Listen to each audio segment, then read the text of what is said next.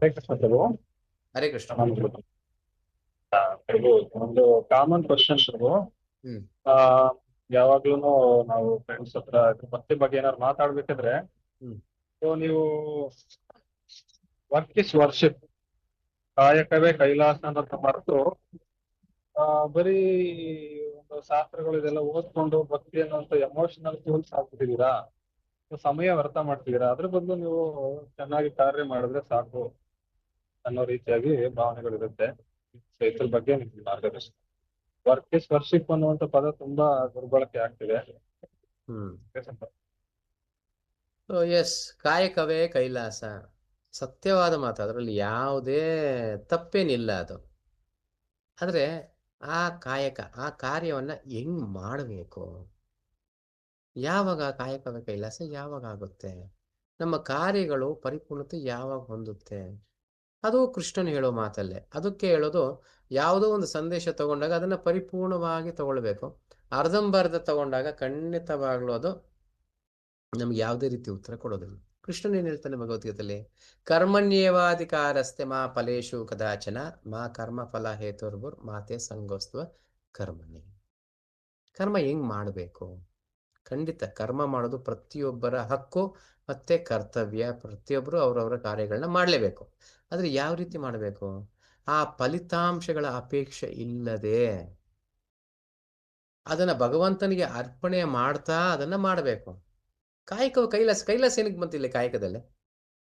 ಯಾಕೆ ಬರುತ್ತೆ? ಯಾವಾಗ ನಾನು ಆತನಿಗೆ ಲಿಂಕ್ ಮಾಡ್ದಾಗ್ತಾನೆ ಬರುತ್ತೆ ಅಲ್ವಾ? ಇಲ್ಲ ಬೇರೆ ಎಲ್ಲ ಹೇಳ್ಕೊಂಡು ಹೋಗ್ಬೋದು ಬೇಕಾದ್ರೆ. ಕಾಯಕವೇ ತಾಯಿ, ಕಾಯಕವೇ ತಂದೆ, ಕಾಯಕವೇ ಅದು. ಹೆಂಗೆ? ಯಾವುದಕ್ಕೆ ನಾನು ಕನೆಕ್ಟ್ ಮಾಡ್ತೀನಿ ಅದಕ್ಕೆ ಅದು ಸಂಬಂಧಪಟ್ಟಿರುತ್ತೆ. ಕಾಯಕವೇ ಕೈಲಾಸ ಯಾವಾಗ ಆಗುತ್ತೆ? ಅದು ಯಾವಾಗ ಅದಕ್ಕೆ ಕನೆಕ್ಟ್ ಆಗುತ್ತೆ ಆವಾಗ ತಾನೆ.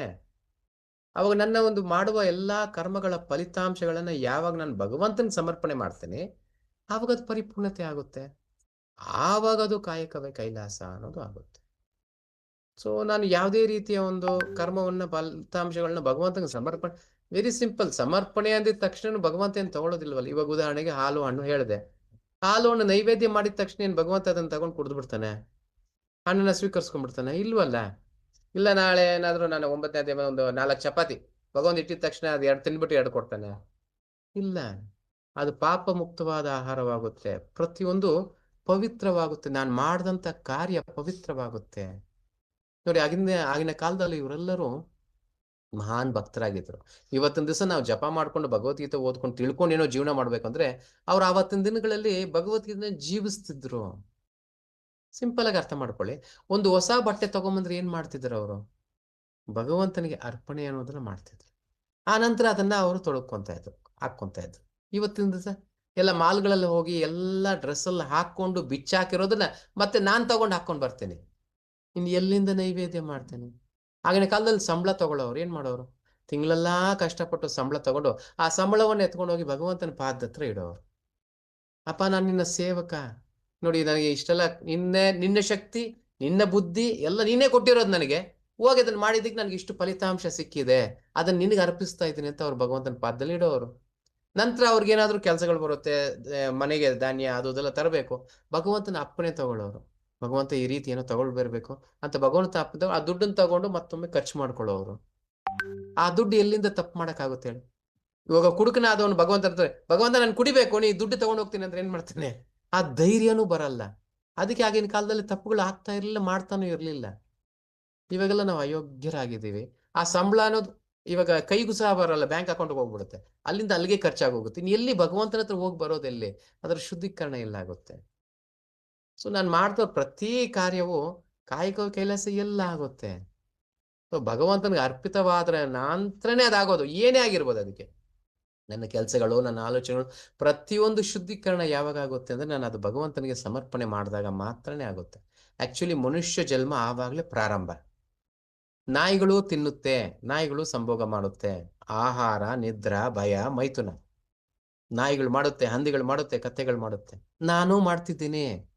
ಅವಾಗ ನನಗೂ ಹಂದಿಗಿರೋ ವ್ಯತ್ಯಾಸ ಏನಾದ್ರು ಇದೆಯಾ? ಇಲ್ಲ. ಮನುಷ್ಯನ ಯಾವಾಗ ಆಗ್ತಾನೆ? ಅದು ಬ್ರಹ್ಮ ಜಿಜ್ಞಾಸ. ಯಾವಾಗ ಭಗವಂತನ ಧರ್ಮದ ಒಂದು ಹಾದಿಯಲ್ಲಿ ನಡೀತೀನಿ ಆವಾಗ.